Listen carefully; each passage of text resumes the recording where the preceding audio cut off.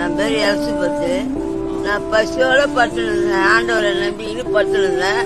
எனக்கு சாப்பாடு கொடுத்தீங்க, எனக்கு பெட்ஷீட் கொடுத்தீங்க, பாய் கொடுத்தீங்க, ரொம்ப நன்றி.